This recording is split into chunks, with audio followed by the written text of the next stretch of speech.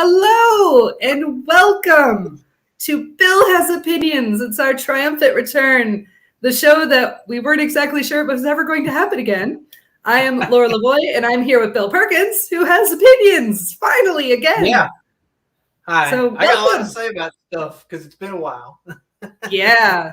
We there was no intention to be off. We took a couple days off, a couple of weeks off over the holidays, and then a perfect storm of COVID and snowstorms and work trips and all this shit just piled on right after that. It just became a complete bumblefuck. I think one of us was sick one week, and then there was a snowstorm that kept me from having the technology to remote in, and then there was you were sick the following week. Yeah, so it's been a damn nightmare of epic proportions or something. So yeah, But well, glad to be back. We are back. People are back with us. Well, we already have at least one viewer, so hi, welcome. Awesome. Come on Yeah, in. thanks for sticking with us. We appreciate it. So yeah, I bet we could take up half the show with just what have we been up to. So Sure. What have you been up to, Bill? Oh man. Well, I pulled all my music off of Spotify this week. Mm-hmm. As you do. Yeah. As you do. Let's see what else. Oh man, I missed the Wordle by one letter. That was on me. It's because I misread the clue somehow. I actually got clue? that letter in the yellow. Oh, the yellow you didn't look at the yellow letters. Yeah, I threw I kept one of the yellow letters, and then one of them I didn't keep for some reason, and I never put it back in later, and then I got to the end and was like, yeah, okay, I just misread the anyway, that's Wordwang. Yeah, that's Wordwang. It's time to rotate the board. But did you hear today that the New York Times bought Wordle? So because nobody's doing the crossword anymore? I guess. But so here's the thing. A couple of developers created this game just for fun. Like mostly they sent it themselves until all of a sudden someone else discovered it. And then it became this national phenomenon in the last month. And it's funny. Yeah. Sorry, go ahead. Well, now they're making a shit ton of money. Now they're going to make money hand over fist by doing this. It's funny because it's not even terribly original. It's basically Mastermind, but with letters instead of colors, right? If you've ever played the game Mastermind, which has been around for fucking ever, which is just the same thing. It's a logic guessing game, Yeah, and apparently it was just created this guy just made it to have fun with his friends.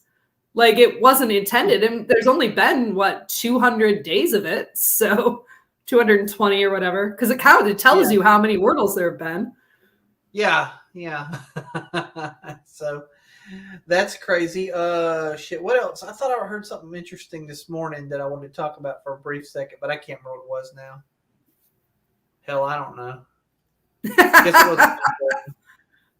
Well, but how are you in general? What's been going on in the life of Bill? Oh, sick weather. Hashtag opinion gang. What? Hey, all right. Yeah. I don't know. Nothing eventful really has been going on in my life because of sick and weather and work. Yeah. That's been my life, That's fair. Sick weather and work. That's fair. I guess I didn't because we were out during this time, but I actually had the Omicron variant for a few days. It's not that bad if you're vaccinated, but I'm not. Here's the deal. I'm not going to be like. I was reading something earlier where I don't know, somebody else was ragging on Joe Rogan, and you know what? Let Joe Rogan have his say. And the people who believe in Joe Rogan and they want to get their scientific advice from Joe Rogan, let them do what they will. I'm okay with it again. At this point, fuck it. Whatever. Have a good life. What's left of it. Right.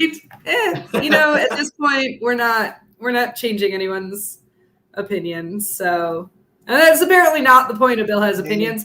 We just have them. We're not changing any of them. Exactly. Yeah. I'm aware that like me ranting about something doesn't, I'm preaching to the choir, or you're like, that guy's an idiot. Whichever you do. Yeah. How you had a sick, but maybe you had Schrodinger's COVID. Yeah, well, I mean, we tested negative more than once, so we both had a terrible cold or flu or something, and it lasted. I mean, I'm still coughing, and it's been over a month, so whatever. I mean, part of me would rather have COVID. Oh, I think so. Yeah. I had a little cough with Omicron, but I did lick it after about a week and a half. It finally went away, so that was nice. I was worried because I had RSV the month before that, which that was the worst part of that was the coughing. And I was just like, oh my God, I don't want to do this again. I'm tired of coughing. So anyway, people be careful. Yeah. At this point, at some point, so we may or may not have had COVID. If we did, then great. If we didn't, we're going to get it. So, because as soon as we leave our house again, we'll get it. So, hey, we've got all kinds of viewers. Hey, everybody, say hi if you're joining us. Tell us where you're from, what your sign is. Do let us know who's there, because, Yeah, we roll call. We would love to hear from you. So I'm excited to see. I was lamenting to Laura about 3 weeks ago that we weren't going to have, by the time we got back on the air, we wouldn't have any viewership anymore. And, I would like to point out that absence makes the heart grow fonder. We currently have the highest number of viewers for any show we've ever had. Well, greetings and I'm Laura. I'm an Aries. Hi, Bill, Capricorn. Actually, right before the show, I was flipping through, somebody posted something, and it was domesticated animals as the different signs. Aries was a cat. Yeah, that makes sense. I don't remember the reasoning. I don't remember the reasoning for any of them, but so Capricorn was a camel. I don't know why. It was because that's why. Prepares for the worst. All right. The camels storing the water. Whatever. Yeah. I do know how camels work. As it turns you know how Capricorns work. Generally pessimistic. All right, so on with the show. What are you drinking? I see that you've got some tasty beverages there. I've got this is the Highland Black Watch. It is a double chocolate milk stout. That's an 8%er. That means I'm going to have a buzz on in just about 3 seconds here. Yep. And then I'm going to follow that up with this one. Woo, I'm going to be drunk. This one's a 7.5, and it's called Beer Geek Breakfast, and it is from McKellar Brewery. Yeah. Which is where McKellar, San Diego, California. San Diego, California, where the people who are bossing me around here are from also. Nice. Yeah, we should probably address the fact that you're sitting in a hotel room while you're doing the show. Yes, I'm coming to you live from Atlanta at the beautiful Airport Marriott, which is actually a really nice hotel in a really shitty neighborhood. I mean, there's not much around the airport, to be fair. I mean, on purpose, because nobody wants to live by an airport. It's funny because the hotel's really pretty posh, but if you leave the grounds of the hotel, you're immediately in a really shit neighborhood. I mean, it's a combo of like an industrial neighborhood on the edge of a very low socioeconomic neighborhood, so it's like there's just a lot going on, You right. don't want to walk. I'm actually only like 4 blocks to my where I'm working, but you don't want to walk it, Also, it's been colder than shit the last couple since yesterday it's been milder, but last week it was freezing cold the whole time. Like it was like 18 or something on Saturday. Yeah, it snowed there It's and snowed it's not- here. Yeah, we got powdering here. Not any accumulation really, but but it was cold as shit and breezy, and those Right. two things combined were like, yeah, I'd take snow over this nonsense. And Yeah, also, exactly. I didn't pack a jacket because Oh no. when I was packing last Wednesday, it was a pleasant 60-something degrees that afternoon, and I didn't have a lot of room in the car, so I pulled the jacket out because I'm in a Miata, and I'm like, I can only fit so many things in here. I don't need this. And then the next day I got here, and it was the next morning I woke up and it was freezing cold, and I was like, oh boy, I sure wish I packed a jacket. So you should know better than that, though. You're in the South in the winter. The forecast changes literally daily, and in fact, from 6 a.m. till noon to 6 p.m. It's true. Yeah, because in the afternoon it might like Sunday afternoon. It actually was pleasant enough here for me to put the top down for a minute, and then this morning I go outside and it's back down to 28 again. So, Right. Right. So we went the other day to Catawba Brewing here in town. And you may or may not know, Catawba Brewing has been bought by another brewery, so now they have a conglomerate, and they are part owned by Palmetto Brewing now, or I guess they and Palmetto Brewing are part owned by whatever this other brewery is. So they now have Palmetto Brewing on tap there and in cans. So we bought this sweet potato pie porter, which is terribly delicious. Okay, and Palmetto's out of Charleston, right? Yes, Charleston, South Carolina.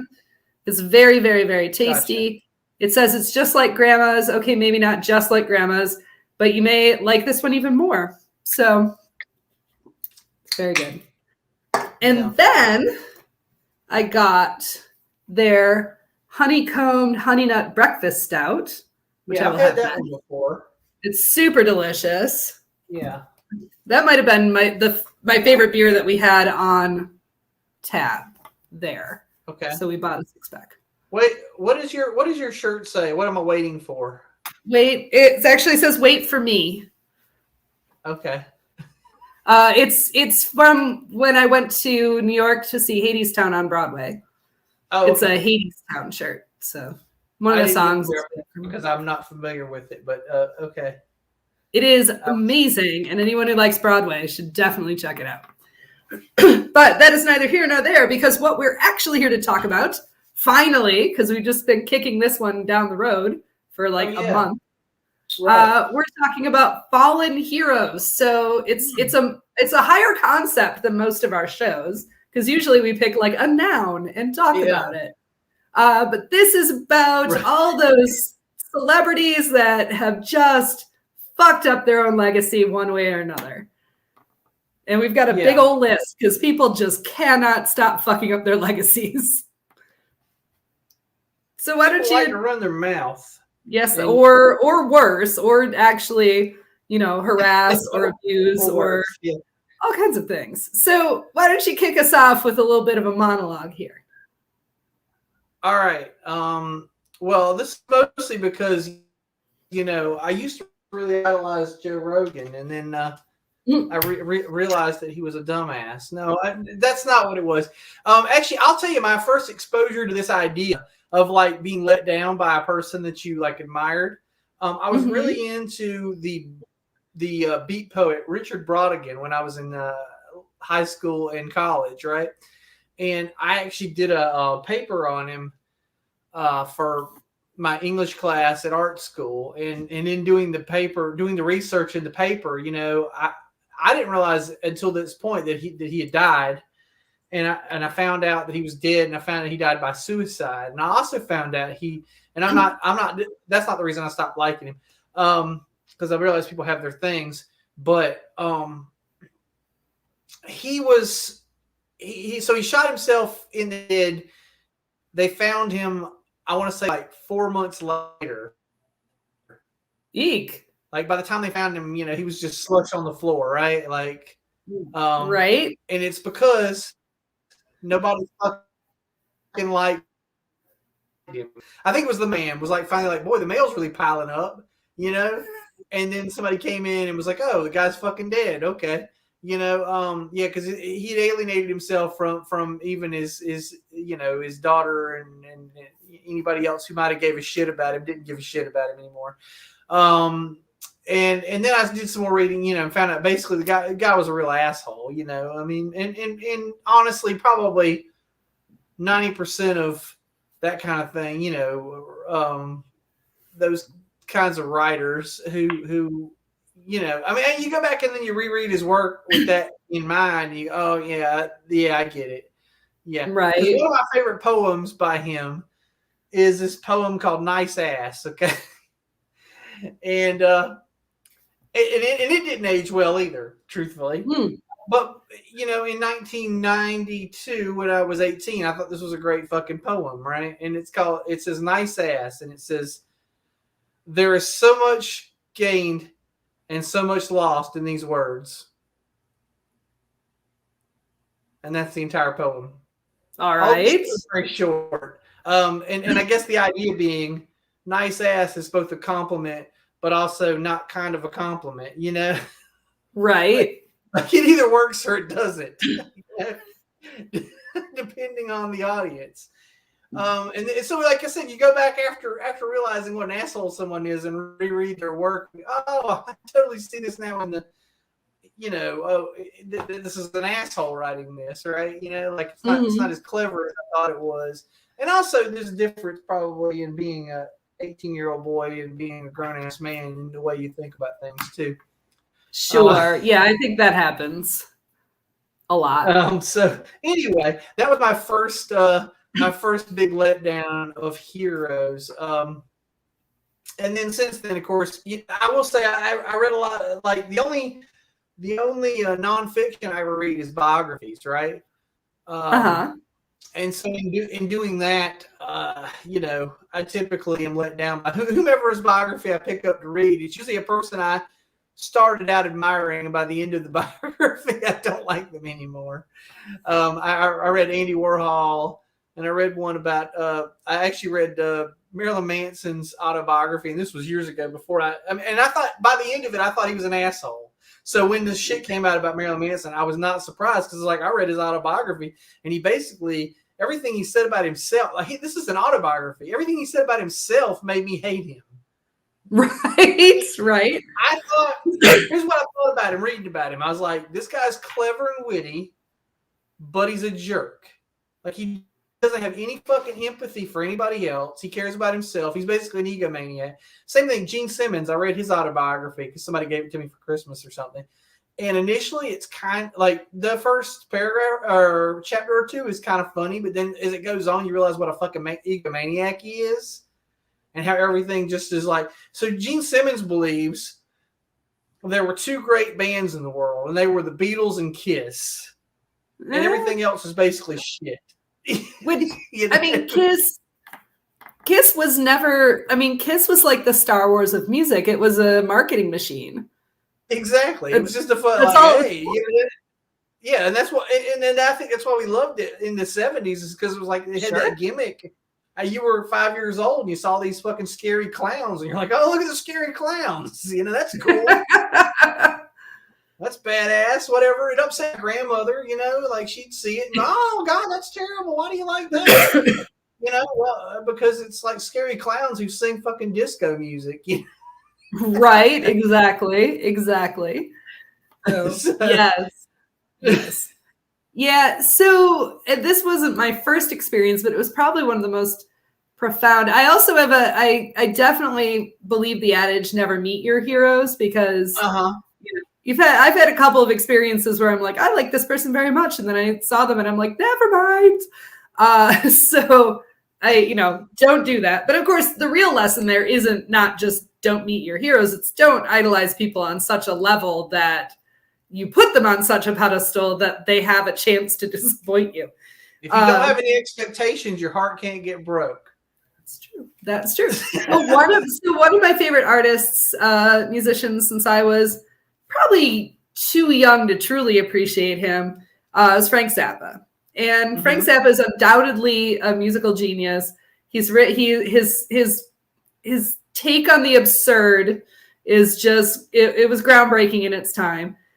However, a few years ago, we went to see the documentary that the Zappa Family Trust made. So the family made this movie out of his actual recorded, interviews and stuff. So they had every chance to put him in the best light. But I came out of that movie thinking, God, that man is an asshole. Like, he is an asshole. So that was my first lesson in separating art from the artist. Yeah. Because I don't know, and I don't think, and it's too late because he's dead, I don't know that Frank Zappa ever did anything to put him in, the Bill Cosby or Marilyn Manson level offenders. Right. But he definitely wasn't a nice guy. Well, so I always thought this was funny because you are one of the people who you get on me sometimes for being kind of a yum yucker, right? And Frank Zappa was the penultimate fucking yum yucker. Oh, totally. That's why after I saw that movie, I was like, what a dick. I mean, half of his fucking songs are him yum yucking some other thing. That is absolutely true. I fucking hate the Beatles. I fucking hate David Bowie. I fucking hate this. I fucking hate that. That's basically what it is. It's actually another composer who made and I think I sent this to you once. This is a composer who made a piece, and it's very Zappa-esque, but it's called The Man Who Hated Everything. And it's about Frank Zappa.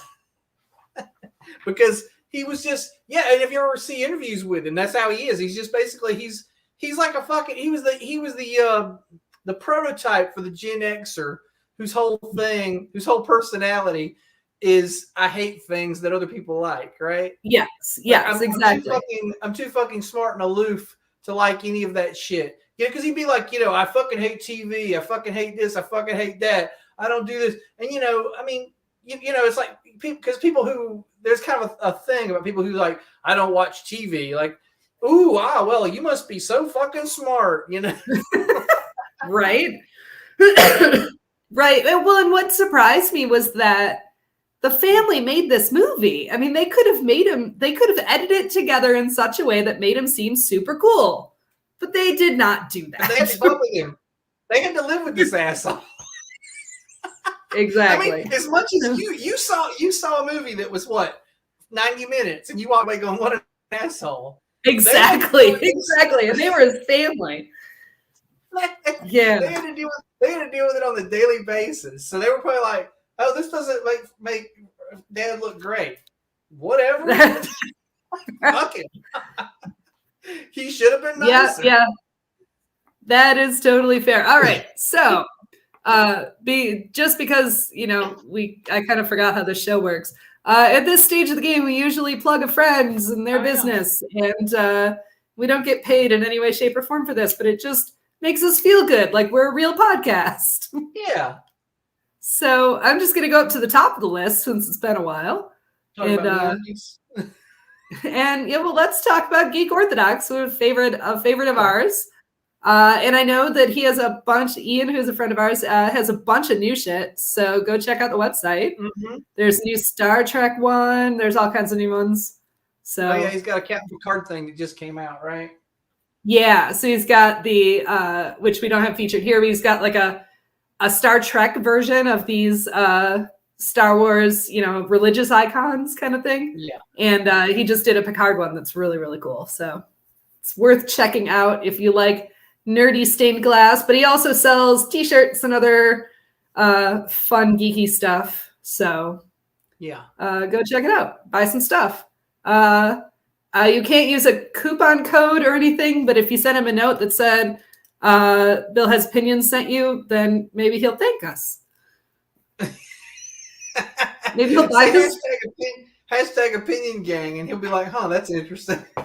Exactly. Hey, if he gets enough people buying stuff that reference us, maybe he'll buy us a beer or something. Yeah. I'll take that. Yeah, honestly, that's a sponsorship level we're going for. Is like, if you want to get us a beer, if you want to get us drunk for one of our shows, that'd be great. Yeah, no, that's absolutely true. So a quick side story before we get back to things. So let me do this Uh-huh. here. So quick side story. A few years ago, you were at this too. Matt and I spoke at a tiny house festival, and Right. Yeah. we didn't want to do like the boring, we're gonna stand on a stage and blah blah blah at you. So we set up a booth next to the beer vendor, which was a local brewery called Mother Earth. And Right. we literally, our shtick was buy us a beer and ask us anything. So like we just wanted people to buy us beers and then ask us like any question, didn't matter. Buy us a beer, buy themselves a beer, buy somebody a beer, but just buy beers and ask us a question. And it was kind of fun. We did not end up with that many free beers, but we got a couple out of the deal. You didn't wind up drunk. Yeah. That we But did. was, All yeah. right. So, that was fun times though. I would do one again. Yeah. One day when we do conventions again. Right. When that gets back to a thing we do. All right. Yes. So back to these fallen heroes. We have a long ass list of I guess we've got a huge list. People who you probably admire that we're going to take down a peg or two. Well, and hopefully most of the people on this list, you are with us in that you understand their problematic nature and might not also support them. I don't think anybody we're talking about is controversial. I mean, is, but not for that reason. Okay, well, let's roll it back and let's start off with, because you said a thing during the monologue part where you were like, just people maybe you shouldn't put people on the pedestal. You got to understand that your heroes, if you have them, well, I don't have any anymore. But if you have them, then they're I mean, I have things I like, and like to the point of, maybe this will be when I find out something horrible about them. But I've gotten to the point now in my life where I realize that they're all human beings, right? And human beings are complicated, and so that's a thing you take into account to a degree. That they're going to people are going to let your ass down, I guess, is the long and short of it. Like, people will fucking let you down. This is a Capricorn thing of me to say, but people will let your ass down. And that's why I don't trust people. What was the phrase from Peep Show that Super Hans said, and this sticks with me to this day, and that was, people like Coldplay and voted for the Nazis. You can't trust people. That is 100% true. Like, yeah, that is absolutely true. So I think I'm going to start off with two. Go ahead. Sorry. No, you go. Start off with two folks. Well, I was just going to say, okay, so in my younger days, I would say, and I wouldn't go as far as to say hero, but these are people who I admired. Two of them, one of them I've already mentioned in passing when in talking about Frank Zappa, but some of it is because I share a birthday with two of these people, Elvis Presley and David Bowie. Both of them definitely had an impact on the world in some ways. There's things I love about them, but actually both of them have the same problematic thing. Mm-hmm. The exact same problematic thing for both of them, which is they seem to like the well, in the case of David Bowie, I will say, as far as I know, it's an incident or two, and it wasn't like a constant thing. Certainly something that he outgrew. There was a time, and that time was the 70s, and apparently those rock stars in the 70s. If you've got a favorite rock star from the 70s, I can promise you they banged a 14-year-old at some point. Yeah, So, there was the whole groupie culture that was, I mean, they made it famous in the movie Almost Famous. Like, it was a whole culture of groupies. There was a whole culture. I mean, there were fucking songs written about it. Grand Funk has a line in a song about it. Kiss has a whole fucking song about it. Like, it's a thing. I mean, fucking Ted Nugent, I think he adopted a girl who was actually his love Yeah, Ted Nugent has all Um, kinds of problematicness. Yeah, Ted Nugent's totally problematic, and he's nobody's hero either. But Jimmy Page from Led Zeppelin. Jimmy Page from Led Zeppelin had a 14-year-old lover that I understand he kidnapped and kept in a castle in Scotland or some shit. I don't know. I'm just saying, what if you like a band from the fucking 70s? They were problematic in this regard, if only in this regard. Like they could have other issues, like Ted Nugent, but they definitely had this issue. And so that's a thing you got to look at. And you know, think what you will about it. I don't know. I'm on the fence about, because I also have a little bit of a. I don't put the what is it? I'm not one of those people who necessarily believes in the whole like sacredness of adolescence necessarily, because I think people, honestly, I think people are banging at 13 most of the time. So yeah, but yes, but it's different if you're the power with dynamic. Another 13-year-olds. I get the power dynamics. I get the power dynamics thing. On the other hand, you know, I mean, I feel like probably 80% of relationships have some sort of like power disparity at play. Someone's prettier, someone's, you know, richer, someone's whatever the fuck. Like it's all a negotiation, and as long as both parties are happy, I really don't give a shit. But I understand where the outrage comes from at the same time. Yeah. Well, I think in this instance, I think we have that as a line we probably shouldn't cross, and we did for a long time. But at this point, like, yeah, 20, 30, 40-year-old men, older than that in some cases, probably shouldn't, even if those girls are literally throwing themselves at them backstage. They need to kind of step back and say, you know what, this is not okay. Yeah. But again, and this was one of the things I wanted to bring up, was like we discussed this several weeks ago before we talked about the show, is how much leeway do we give on well, they're a person of their time, you know, like something was wrong then, or something's wrong now that wasn't necessarily wrong. Well, you know, I take issue with that. It was wrong then. It's just we didn't do anything about it. I mean, it's like, and it becomes this weird thing, because, like, on one hand, you know, you'll have people who will excuse people for, say, like, slavery even, and say, like, well, you know, it was a person of his time. You know, Thomas Jefferson was he was a man of his time, but there was, even in his time, there was a debate about it, which tells you that there were people who were able to rationalize this is fucking wrong. Was it legal in England at the time? No. Ergo, someone already decided this is wrong. It's not like, even though we weren't England anymore, that we were suddenly like fucking devoid of the ideas that were going on in the UK. Like we clearly knew that other people thought this was fucking wrong. You know, so it's not like you can just, oh, well, you know, they didn't know that black folks were people. You know, that's, so, you know, I don't know. I'm not trying to take a side one way or the other necessarily in this argument. I'm just saying, like, you know. Yeah, I agree. I don't think we should absolve people of their responsibility, but I think at some point you do have to say, well, yeah, either like full cancel culture, you know, there's no point. There's actually literally no point in canceling people who are long dead. Like, there's no point to it. You're not solving anything. You're not changing their mind.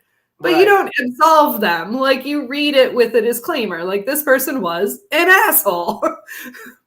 Right. Yeah. And that's kind of what I like. There's things I like H.P. Lovecraft, you know, but that guy was a raving racist. Yes. He wrote a good short story. If you skip past the name of his cat, you're you know, sometimes you're like, okay, well, other than the cat's name, I'm okay with the story. But yeah, the guy had problems,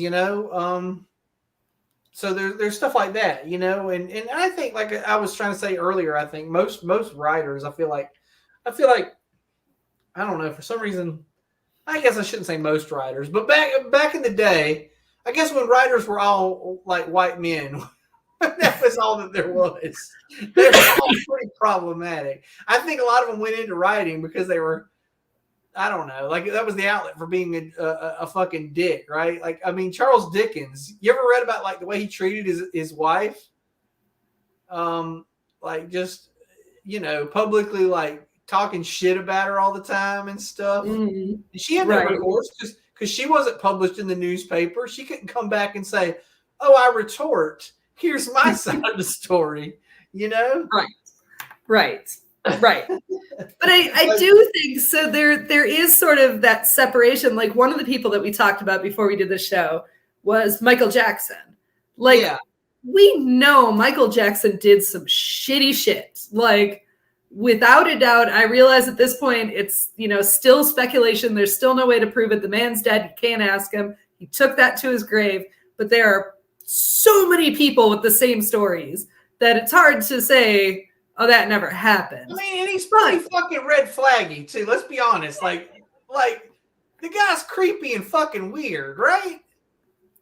But now that he's dead, like there's nothing we can do about that. Yeah. These adults now, I hope they get help. I mean, they have to deal with this on their own either way, because I certainly can't help. Does my not listening to Michael Jackson on Spotify really make a difference? Like, right. Does it make a difference? Yeah, and that's you said something earlier. I think you also said something about separating art from the artist at some point. Mm-hmm. I'll tell you this happens to me. It's a lot easier to do if you were already in love with the art prior to knowing about the artist. Do you find that that's the case? Oh yeah, for sure. Yeah. It's like reading the book before seeing the movie.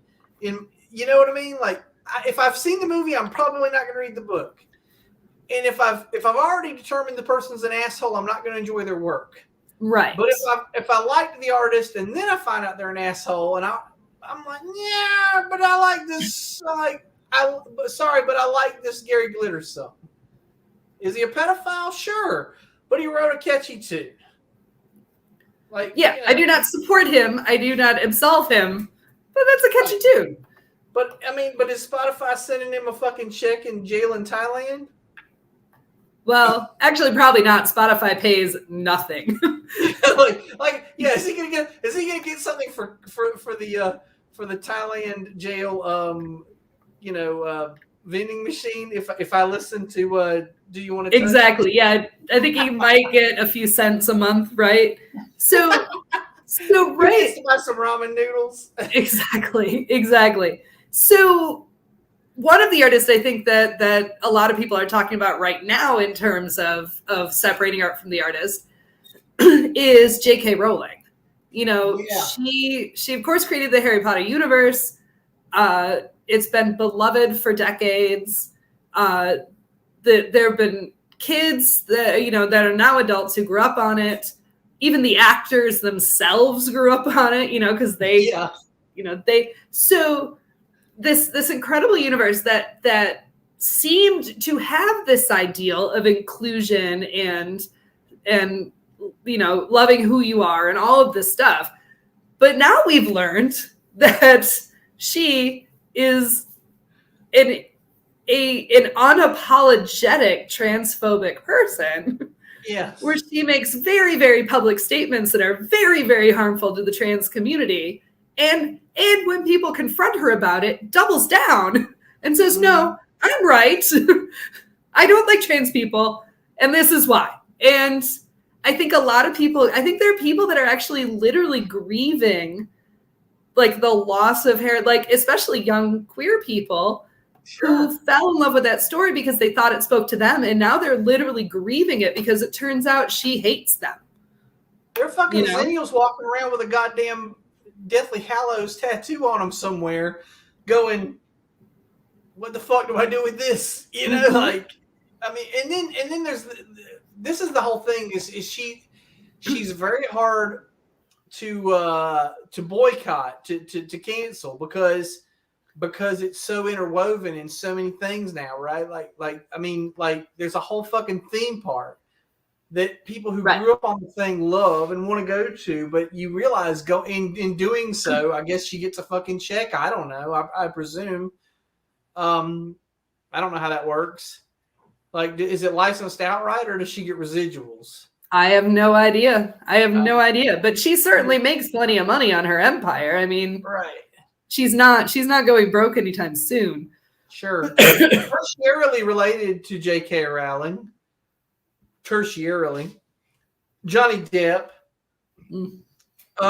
This is a funny thing to me. I remember a year or so ago when him and his ex-wife were having problems. Actually, this was the things that were extra one time. I think I spoke on this. Yes. But him and his ex-wife were having some sort of squabble. And I recall, because he had to drop out of the Fantastic Beasts. Well, he didn't have to. He chose to because he didn't want to bring any more. I think it had enough shit with her baggage. He didn't want to give it more baggage. I guess this is the one thing I'll say I admire him about. Okay. But he dropped out. He's not going to play Grimwald anymore. And people were like hand-wringing. There were these fucking petitions and shit like, oh, it's not fair. It's not fair. And I guess it was because at the time his ex hadn't gotten fired yet from Aquaman. Mm-hmm. And frankly, well, I guess those are both Warner Brothers properties. But aside from that link, I was like, it's not related. Like one thing has nothing to do with the other. I don't give a fuck if neither one of them ever works, but I do know this. I know enough about Johnny Depp to know, like, because there were all these petitions trying to get him back to work, and it's because people admire, like, people like his work. I get it.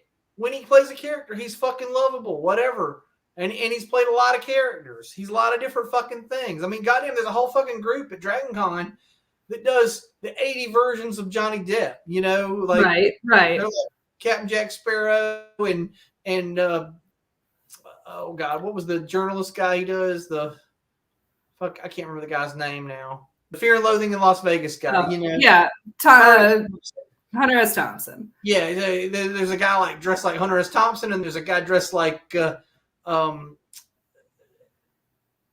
trying to think what other popular Johnny Depp characters there are. I stopped caring about Johnny Depp, so I don't. Yeah, I don't. I actually think I've reached market saturation with Johnny Depp before I even got annoyed with him as a person.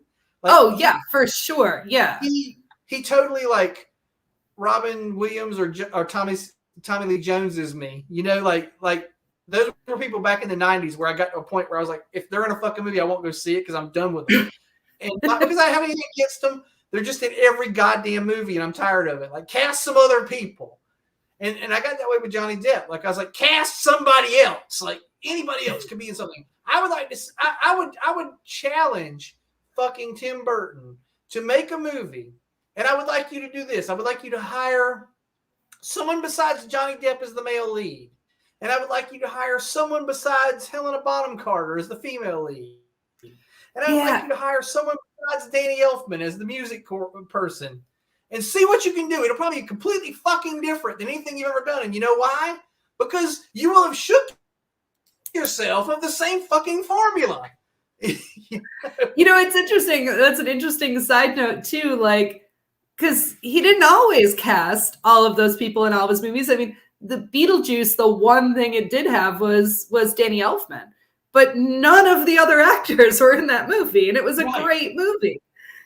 Yeah, that's the one I've caught myself watching over and over again. More, well, that that one. Okay, that. Even though I think Scissorhands is probably my favorite thing he ever did, I find myself watching Beetlejuice more and more, and I say that as a fucking fan of Batman because I have problems with Tim Burton's Batman. And we could have a whole fucking show on my problems with Tim Burton's Batman. Maybe we'll do that at some point. Put that on the schedule. I will put that on the list. Or maybe just make a show about Batman in general. But we'll talk about Tim Burton. But anyway, I digress. Johnny Depp, though. My issues with Johnny Depp are Okay, so I don't think either him nor his wife are faultless in their bullshit. They're both alcoholics, and they both scream and throw shit at each other. So I think they're both abusive and asshole-ish. Secondly, Johnny Depp has continually taken roles where he played people of color, and he's unapologetic. Not just people of color. Sorry, he played a person with mental handicaps. No, he didn't, but he was in a movie with that. Sorry. He was. Yeah, actually, I used to love that movie, but yeah, But that didn't age well. Yeah, no, it did not. But I mean, I think the particular example that you're going for is Tonto. Like, Tonto. why are you Tonto? Yeah, that was fucking. First of all, why is there Tonto? Sorry, and as much as I actually separating the art from the artist, I like the movie The Ninth Gate, but the movie The Ninth Gate was made by Roman Polanski post-scandal, and Johnny Depp took the job. Okay? Right. So, those are my problems with Johnny Depp in a nutshell. He's not faultless in anything. He's a fucking moron and an asshole, and he can be canceled, and I'd be fine with it, honestly, because he's oversaturated. Like, if you cancel him just because he's oversaturated, I'd be okay with it. That's fair. That's fair. On. So we should like speed round almost, right? Like we should, yes. But let's talk about one other thing, because right before we were about to do the show last week and then had to cancel, the Joss Whedon Speaks Out article came out, right? So it was perfect timing because we were about to talk about that. And it came out like on Monday. And we're like, what the fuck? So Joss Whedon, of course, everybody knows. Yeah. Right. So he did Buffy the Vampire Slayer and a bunch of other things. He's done he's done Marvel movies, he's done DC movies. So, but over the years, things have come out of actors who've worked with him that at the very least have said he's kind of a dick to work with. And at worst, he was kind of abusive to work with. And it's more than one person on more than one set. So after a while, you start believing these things because, it's what I call the Van Halen syndrome. Remember when the group Van Halen split with David Lee Roth, and they said David Lee Roth's an asshole. He's an egomaniac and he's an asshole, right? And then they hired Sammy Hagar, and they had Sammy Hagar for about 8 or 9 years, and then they fired him, and they said Sammy Hagar's an asshole and an egomaniac. And I started to go, you know what? It's starting to sound like to me. Maybe Eddie Van Halen might be an an asshole. Exactly. But this I think it was the Atlantic, right? Whatever it was this deep dive, it was old school journalism, where it's like it's written with the prose of fiction, where the writer was like, sat in a curtained room and he put his hand on his head. I remember reading that and I was like, what the fuck is wrong with this writer? But what's worse though, this is, she gave him a platform to tell his side of the story.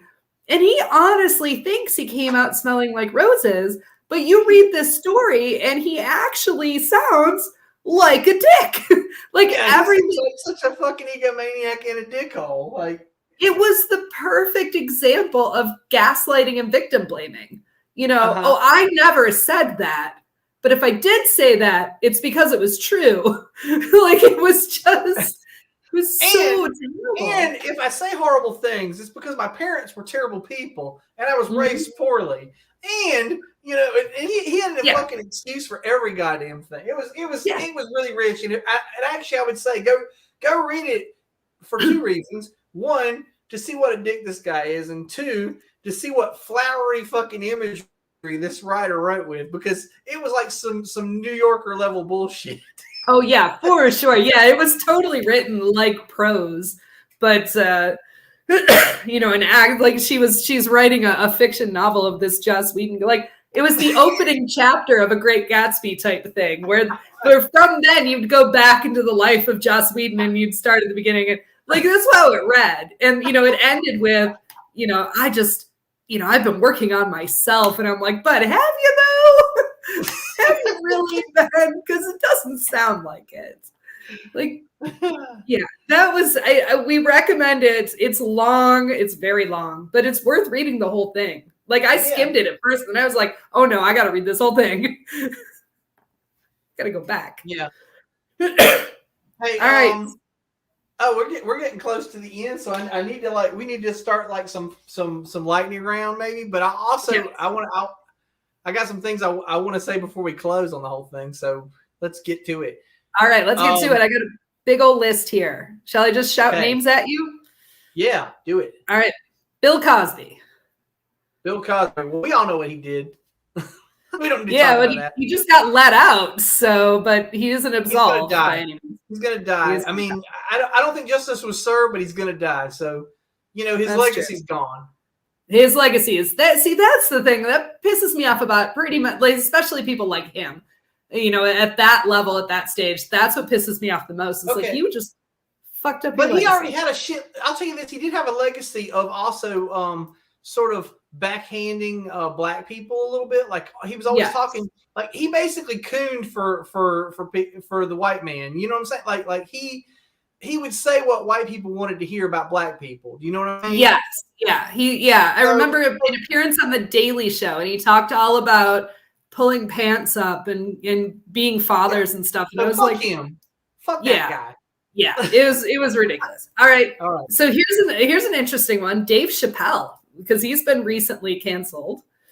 Yeah, actually, I don't know if you saw this or not, but I read an article the other day where he said he was after the death of Bob Saget. Apparently, Bob Saget had sent him a text right before he died, and he never responded to it. And he felt really bad about that. And he said because of that, he's started to think about some things, and maybe he's done doubling down on the trans thing. That would be wonderful. I will say this, whether or not that's true, I will say I do think if he doesn't stop doubling down on the trans thing, that the time will come when he will be caught in a hotel room with a trans hooker, and you will go, "Oh, I get it." That explains everything. Yeah, the thing that got me most about that, and I mean, this is still ongoing, right? But so many of my white friends who love Dave Chappelle, like they were like, "Oh, I don't know though. He's really funny. Maybe we." Like, come on, dude. Just because you like the guy, that doesn't make the things he said any less wrong. Like, you know what I mean? Like, I'm sorry. Well, it doesn't. I like my thing, so don't take it away from me. That's how people are. Like they'll believe if it's like, Ted Nugent, horrible person. Yeah, I can get behind that. Dave Chappelle, horrible person. Yeah, but I like him though. So, somebody else I like. Yeah, but anyway, sorry. Let's move on real quickly because we got a lot. All right, Aziz Ansari. That's an interesting one. Yeah, because I feel like first off, I feel like the thing got conflated to more than it was.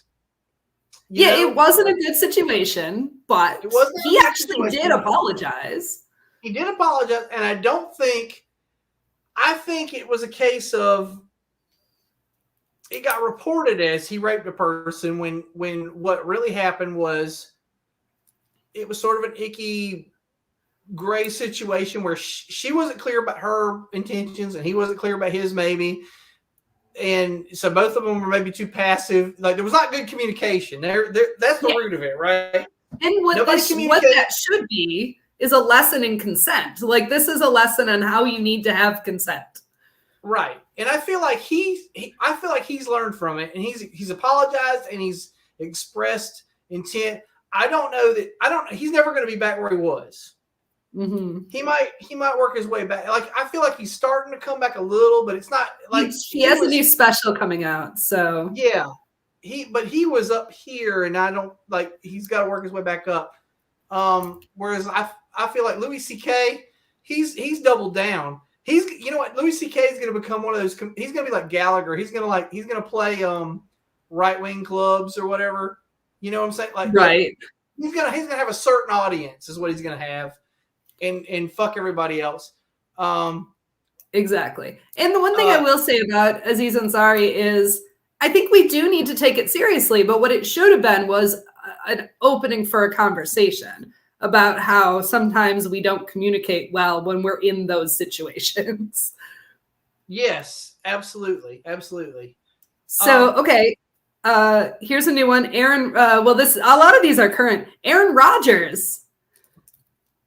Yeah, I know you're not a you sports know more about guy, this than I but do. I mean, the guy sounds like a typical jerk off, but whatever. well, and in his case, so he didn't get vaccinated, so I won't go too in depth about that. The problem was vaccinated, not vaccinated, whatever. He lied about it, and then when he was caught, he was suspended from a couple of games, and then after that, all of a sudden it was like everybody forgot, and he was still everyone's favorite player, and he was up for MVP. Like you can't be a dick and then be considered for the most valuable player. You can't do that. That's not okay, NFL. Well, there was a tennis player last week who didn't get to go to the Australian Open because of the same kind of thing.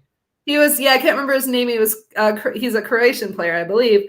Novak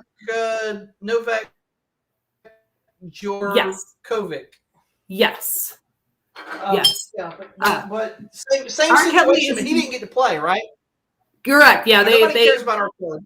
Yeah, he's not on the list, but you're right. Like he was canceled, and for a reason. Although, again, with the art and artist thing, because man, I'll tell you, R. Kelly, he's got some songs where I'm just like, whoo, boy, and actually this ties back into Aziz because half of Aziz's bits are about R. Kelly and how that's true. Yes.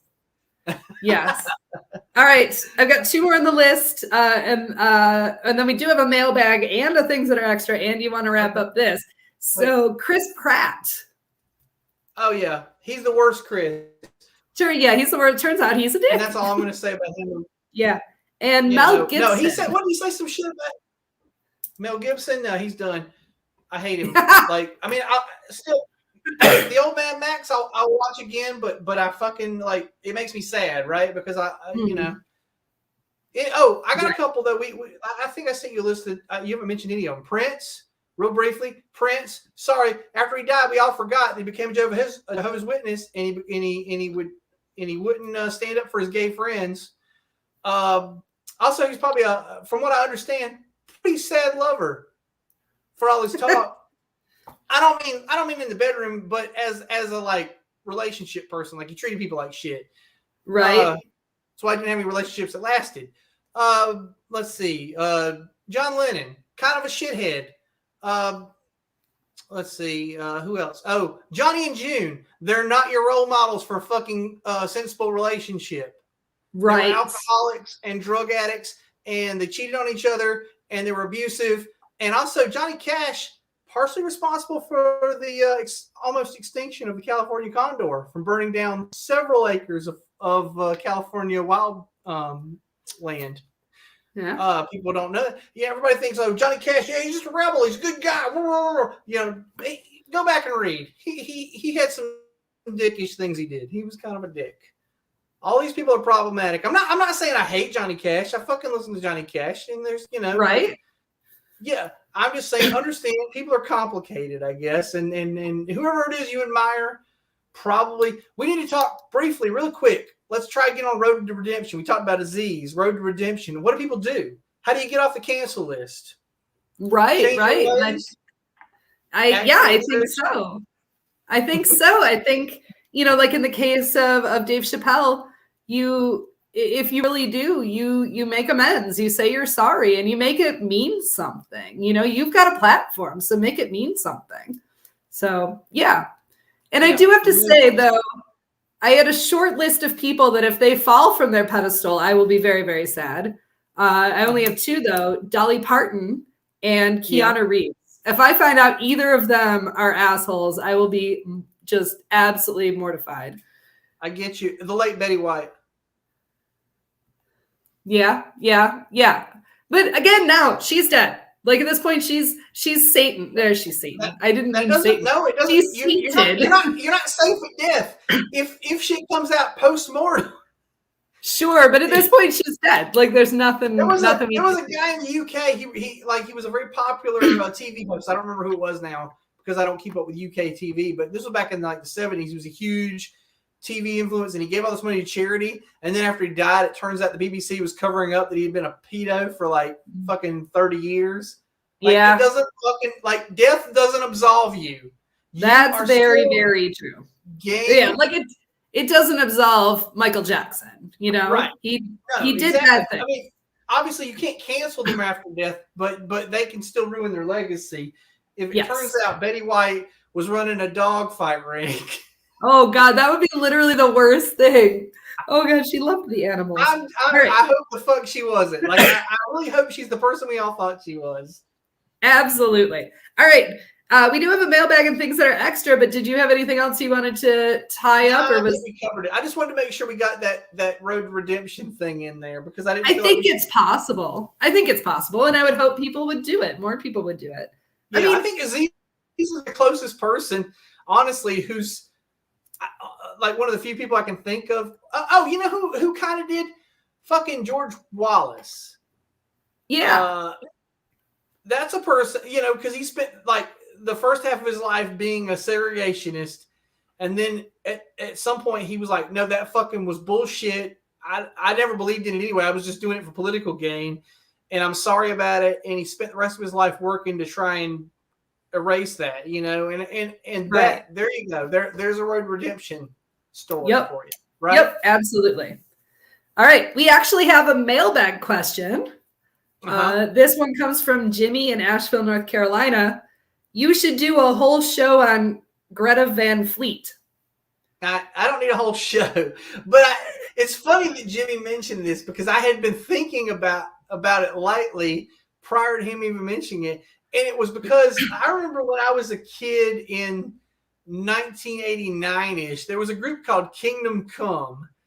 Yes, very familiar. Okay, so they put out one fucking album, and they caught so much fucking flack for their album basically sounding like a complete ripoff of Led Zeppelin, right?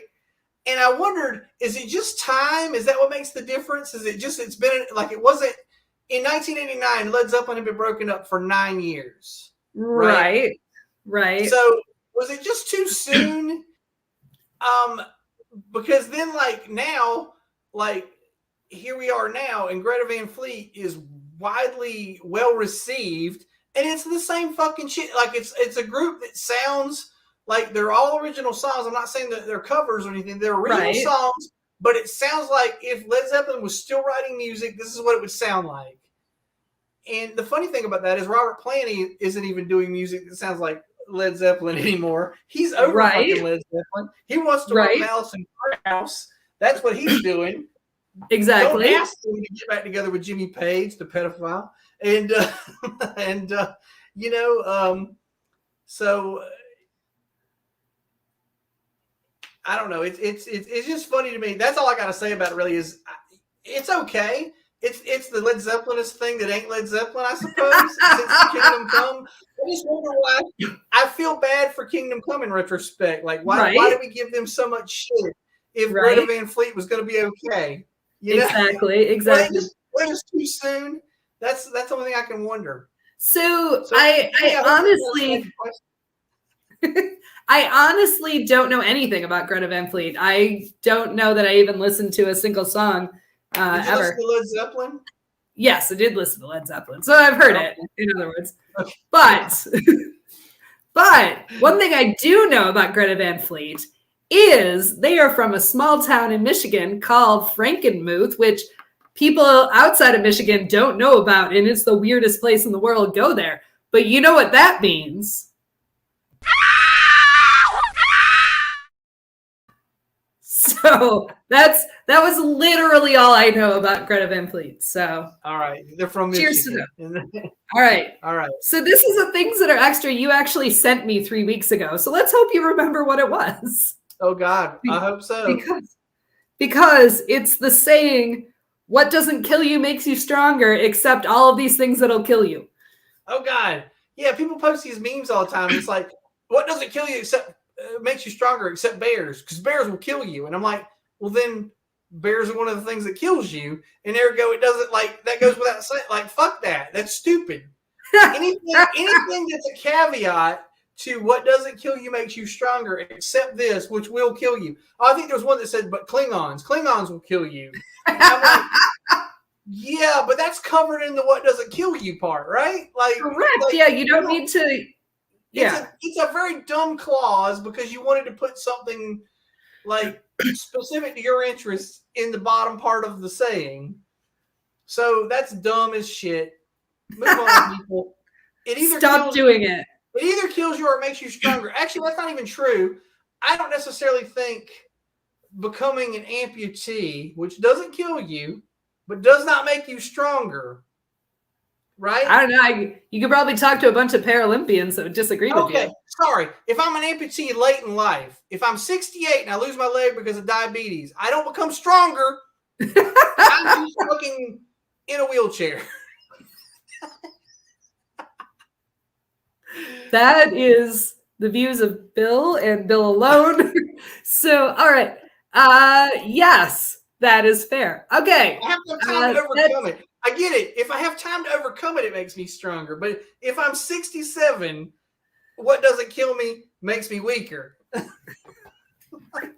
I mean, what doesn't kill you didn't kill you. Like, there are lots of things that didn't kill me. Like, I did not die going over the Mackinac Bridge. I did not get any stronger from that. Like, I did not die, waking up. Adversity. I think it's adversity that doesn't kill you. They need to be more specific, right? But yes. I'm just saying, I don't think all adversity makes you stronger either. I think sometimes it can fuck you up in other ways. And that's, and it's not necessarily a strength. Like the other day, I passive aggressively asked Laura a question. and I suggested you might want to actually ask me the question. Yeah, she sort of beat around the bush in a way to make me ask the question directly because I think she knew what I was getting at. But the passive aggression came from childhood trauma, and I wouldn't necessarily say that made me any fucking stronger. Right. Because all it did was make me learn to ask questions passive aggressively, which is dumb. Right. Yeah, my